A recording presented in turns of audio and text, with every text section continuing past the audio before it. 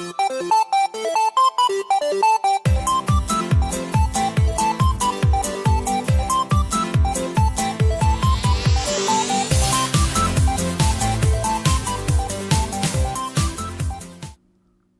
guy, welcome to the AMIGArama podcast. I'm your host Lorfarius, and for this week we're going to be taking a look at Speris Legacy. But as always, before we jump into that, let's have a look at this week's news. Now the first thing I noticed is that the Digitizer 2000 Kickstarter fund is going quite well. They basically added another stretch goal about a week ago now, which basically says at the £60,000 level, they will let Amiga owners have their revenge after 25 years, is it almost? Good God, I don't know what that's going to involve. He hasn't really gone into the detail on that yet, but it's something to keep an eye on. Last I checked, it was at about £37,000, so it's growing there slowly. As always, I'll stick a link in the show notes. Next up, that's some awesome bit of news actually. I noticed on Indie Retro News, but basically there's a re-release of Simon the Sorcerer 1 and 2 in like a double pack. Now, from what I could see the details, it features new gameplay controls, hotspots, so no more pixel hunting. That was quite a picky problem with the first one because you really had to search the screen just to find some of the solutions. New icons, new animations, new game menus, better saving and loading. Also, HD graphics mode, which upscales the game to much higher resolutions. I'm actually quite excited about that. I think it's about £10 at the moment, but they don't seem to have confirmed the price yet, but it's out on April the 3rd. One of my favourite point and clicks, the original, especially with the voice work. That's all included and all been like digitally, I don't know, is it remastered or clean up? It's not new voice actors or anything like that. I'm actually quite looking forward to it because it's been absolutely years since I played the Simon games. Next bit of news I noticed, basically over on Atari Age, someone has come up, this you might be thinking, oh my god, why is he mentioning Atari games on an Amiga podcast? Well, basically because somebody's gone ahead and reprogrammed a version of Stunt Car Racer, which is an absolute classic Amiga game, which caught my attention straight away, and they've put it onto the 8-bit Atari XL-XE. It's not something I'm familiar with, but I think it was more maybe an American system, but it was an 8-bit computer anyway. But apparently, just reading through some of the blurb, it's got all the features of the Commodore 64 version with an improved frame rate, music, rich sound effects, plus it's PAL and NTSC compatible, so it'll work on both sides of the ocean. Now, I'd just like to take a moment to thank all my Patreon supporters. As always, the list is growing, the wall is growing, and it's great for people to actually offer something because, you know, I do this for free. I don't expect anything for it, so it really is appreciated. So, yeah, fantastic. Thank you to you all. As usual, if you want to have a look at any gameplay video of the upcoming episode or leave some comments or emails, just pop over to AMIGArama.com. And with that, it's time to move on to this week's game. Now, for this week, I've gone and picked Speris Legacy. Now, this was a bit of a funny one because as I was looking at various titles to choose, I mean, I tend to just like hit a pile of games and then pick out something I think will be interesting to talk about. But I really wanted to cover something like an RPG where it was maybe a bit more platformy, a bit more action involved. And, you know, when you start looking through the Amiga library, you know, I was thinking more along the lines of like a Zelda type game, that sort of stuff. And there's loads of platformers, there's loads of sports games, strategy, you name it. But when it comes to stuff like this, there's very, very, very few, especially from back in the day. So this one definitely stood out, especially when I realised that Team 17 were behind it. So yeah, let's just jump right into it. It was published by Ocean and Team 17, which seems to happen quite a lot for both of them. I could go through a list of their games, but I'm pretty sure you know who those guys are involved with. Developed by a company called Binary Emotions. Now, they did a small number of games at the time. I'll go into them in a bit more detail when we get around to the coding part. Now, it was released an AGA version in 1995, so this is pretty late in the Amiga's life, with a CD32 version released later, I think with a better music, in 1996. I mean, God, by this point, the Amiga was pretty much dead, because the 32 come out in 94, I think, 93, 94. God, yeah, we were well into like the PlayStation and N64 eras. It came on 4 discs, single player only. Now, the coders behind this were a guy called Clive Minican and Phil Bogue Butcher.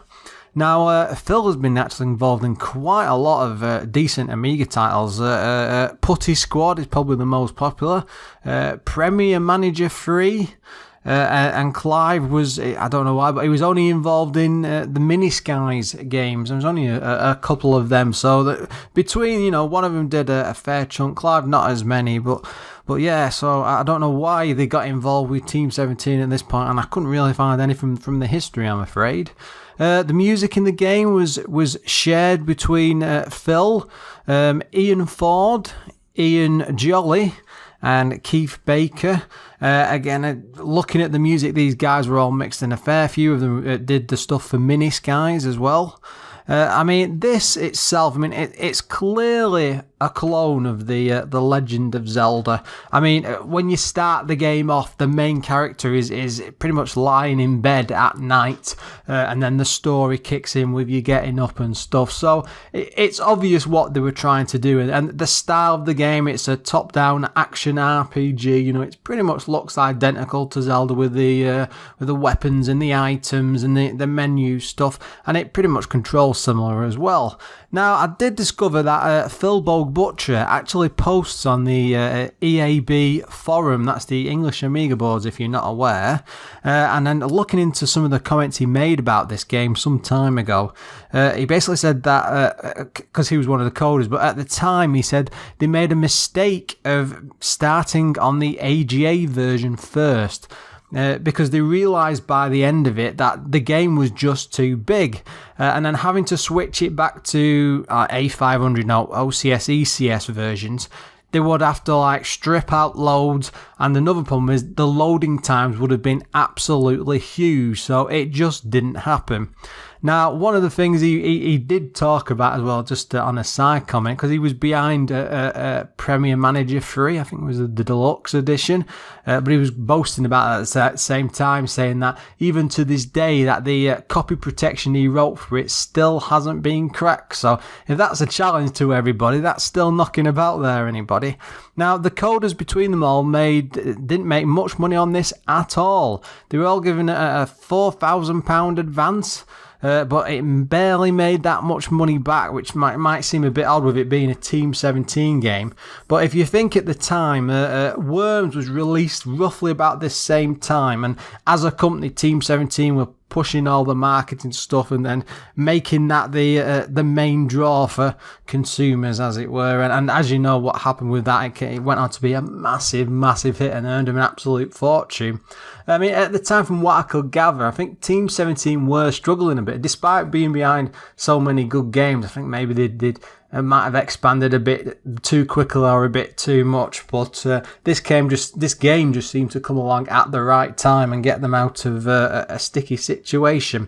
Now, from what I could work out, there was a sequel in mind. I mean, they were planning this off the off chance that it was a hit, and they only ever got as far as concept art and the rough idea of what it might be, but that's pretty much all there is. So people getting excited on different forums, on internet and sites, it wasn't going to happen, I'm afraid, guys.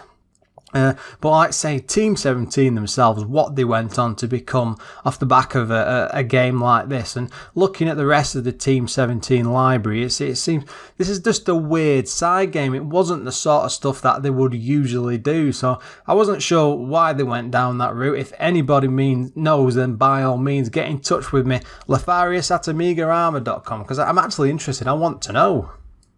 Now, to delve into the game a bit deeper, the game story is pretty brief from what I could find out in the manual. When you first start the game, it shows a picture of a sprawling fields and houses like out in a village and stuff, and you get what feels like about half an hour of scrolling text. But when you look at the manual, unless I was just looking at a re-release or something, I mean, you get a paragraph, and it basically goes, "It was the same old story. The evil Prince Gallus slew his brother Kale to gain the kingdom. Now only Cho, boyhood friend of Kale, stood in his way. This was Cho's chance for adventure, his chance to prove his worth. He couldn't wait for Gallus to seek him out. Instead, he would take the fight to Gallus and end the threat to the Speris land forever." Now, when you first start the game, you go off to meet the king. This has actually changed, because that's not what the story is at all, because the main character doesn't seem all that bothered and doesn't seem too fussed. It's very, very strange. The story in the manual doesn't really seem to match what's in the actual game. Now, I did say before that this was a bit of a Zelda clone. It certainly is in look and style and generally how it plays. So, I mean, I'm not really describing the graphics there very well, but one of the biggest pluses for this is that the graphics, they're nice, they're bright, they're colourful, they are fairly well drawn, and there's some parts where you look at it, like in some of the trees and the bushes and stuff, and you think, yeah, that's definitely like that Zelda style, and it's also very similar to like the 16-bit Final Fantasy games. Now, the other side to that is a lot of the assets are reused all over. Now, usually something like that might be a problem, but it's a pretty big world. I mean, so it is quite forgivable. And one of the good things about it, you do get support for 2 buttons on a joystick. I mean, God, I'm getting excited about that, but it was the end of the Amiga's life. And it does seem to have a specific control set for the CD32 pads. I'm not sure if they'd planned that already with the AGA version, but yeah, I'd only had a brief look at that on the emulator, but it seemed to work in time with it. Now, as I said, the map is huge. There's 8 areas to go through, and those are, more like levels than areas, but you've got caves, fields, ruins, rivers, it's all pretty well drawn out in that graphical, that Zelda style. Works quite well. You do only have 2 items at the top of the screen. There's HP or vitality bar. When you fill the experience bar underneath, or EXP, it basically eventually, after killing so many enemies, it just increases the size of the vitality. So there's that little light bit of RPG element there, though it's not like, say, Zelda is with the heart, so it is a bit different.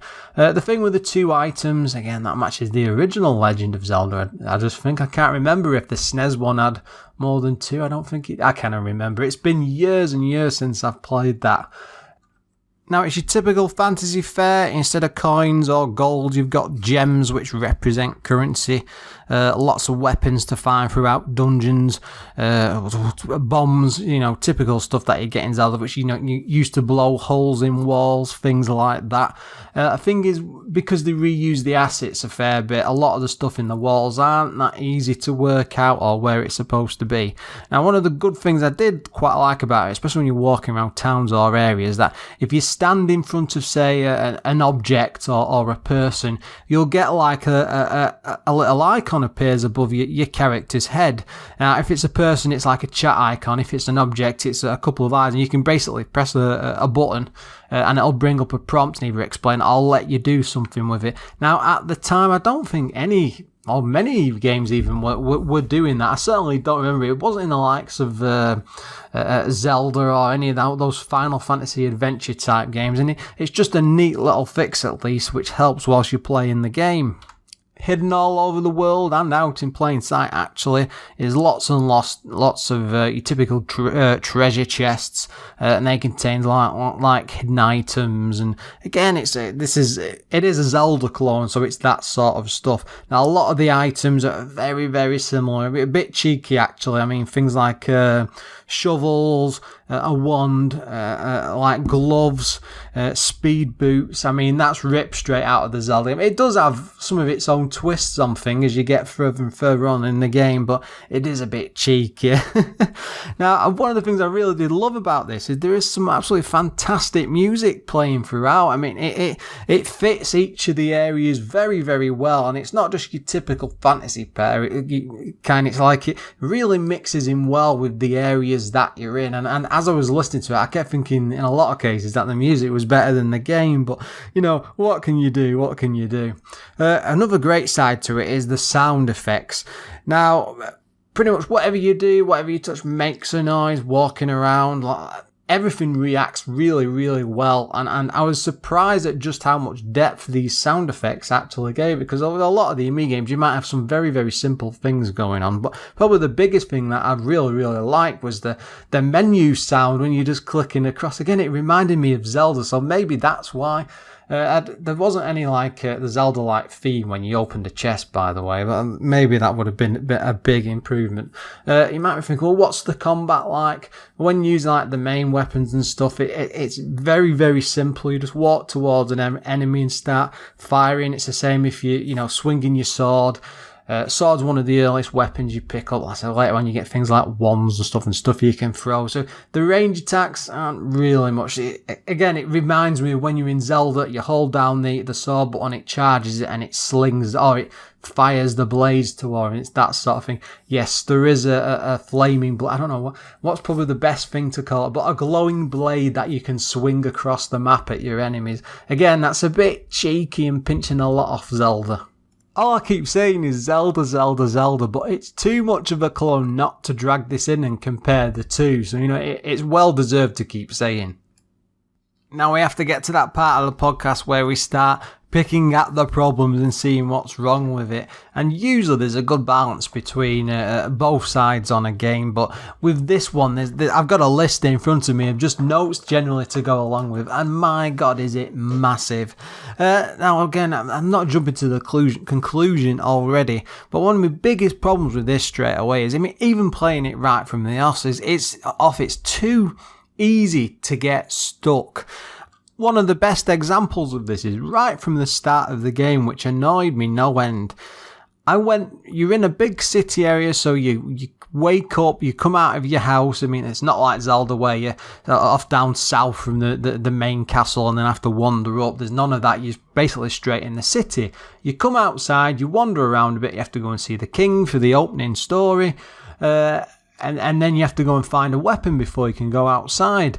Now, I wandered around the town thinking, well, where the hell is this weapon? And I kept talking to people, and then just by chance, I was up right against the west wall, and this guy said there's a sword around here.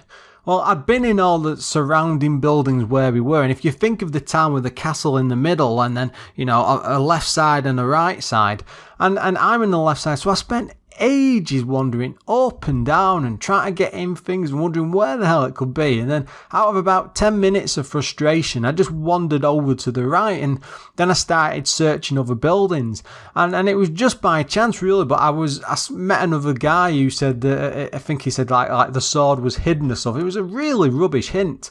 And I just walked along this castle wall and just went in left, and I ended up in this room, and it was there.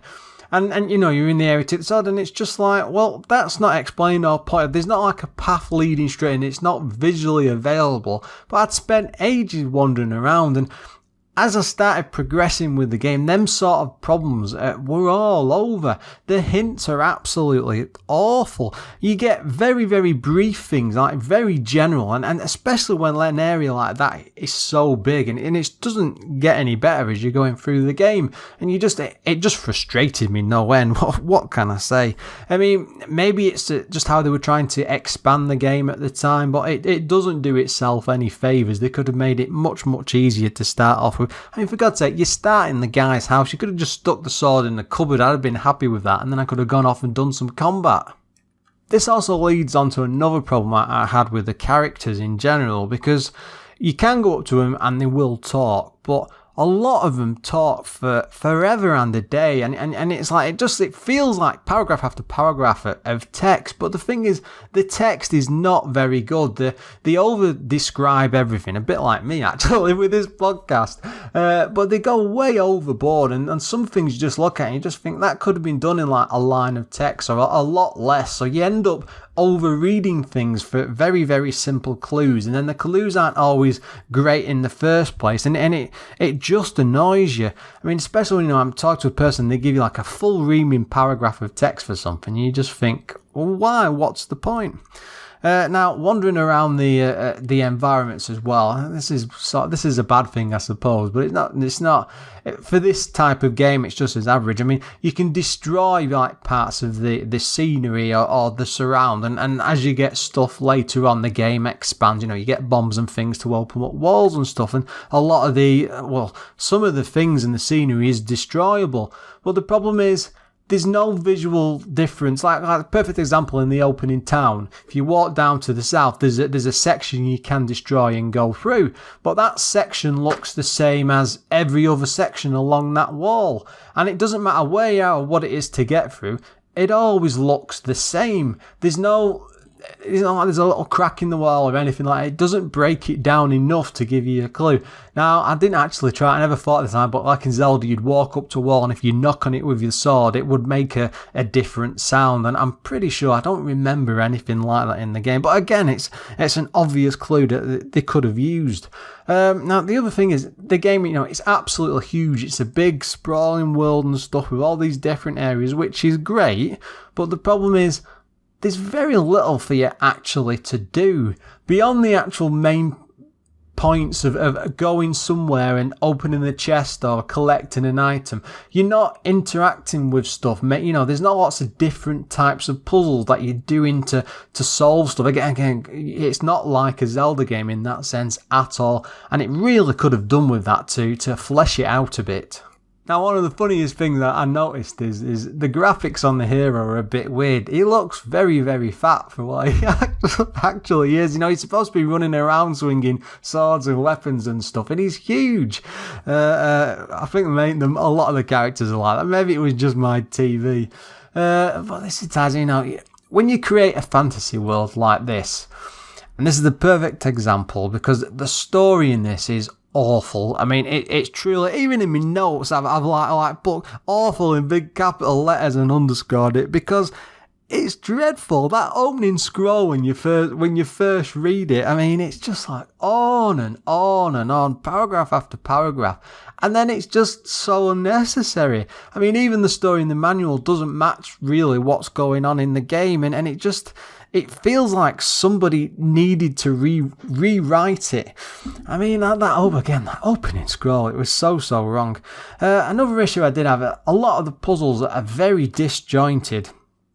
I mean, the solutions don't always make sense for what you're supposed to do. And a lot of it is just simple, like go from A to B. But again, even with the opening sword, it should just be a lot more simpler and more straightforward than what it actually is. Now, it is a pretty big world, and I do like that about it in a way, because it is that action RPG, but a lot of these areas, because of what you're doing, there's an awful lot of backtracking, and you have to try and figure out where you're supposed to go and what you're supposed to do, and the hints, as I've said, they're not there. They don't support you as a player in the game. It reminds me of something like Castlevania 2, the Simon's Quest game, where they give you like random hints which don't really make any sense. And though it's not that odd or off, it just sometimes the general clues it gives you, it really just needed passing over again.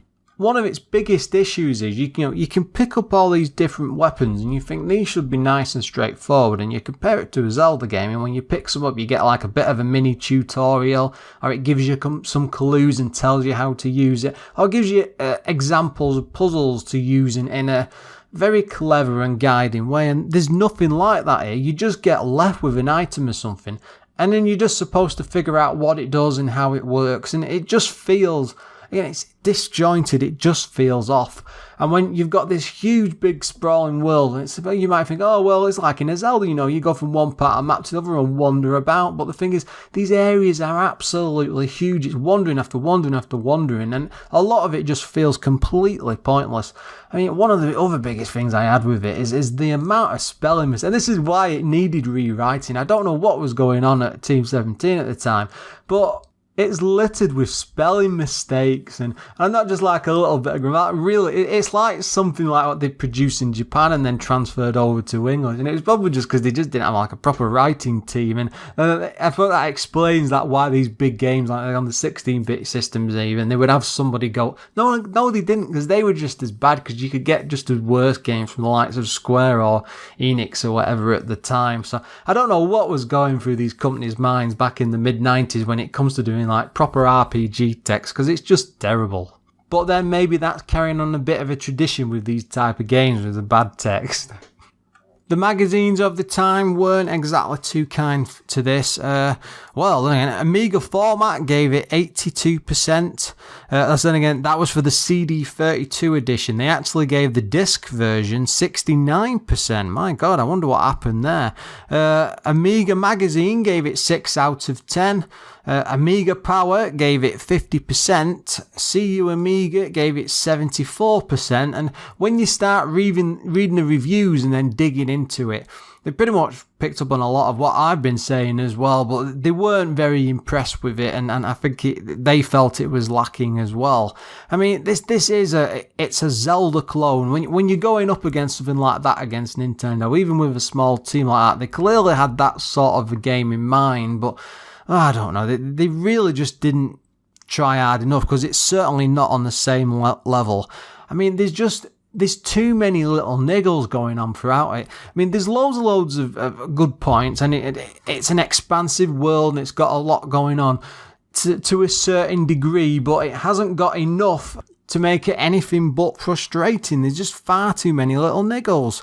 But that's the disappointing thing about it, because I just felt as I was playing it, I mean, there was some enjoyment there. I could see past a lot of the problems. I mean, it was quite well thought out, I thought, but it just needed that, well, not a little bit tweaking. Let's not be wrong here. This is not an amazing game by any means, but they had the backbone for something special. That's what's so disappointing about it. If they could have just tweaked some of the areas, or maybe sat down there a bit longer with a Super Nintendo and just dug into Zelda a bit more and come away with some better ideas. I mean, again, the game was made. A lot of this stuff could just have been changed very, very easily. It's like with the text or with the puzzles or the way it all works and the way the player, it's what you call it, it's like that human interaction level. It's just missing that. It's just not all the way there, and it just needed that little bit more work.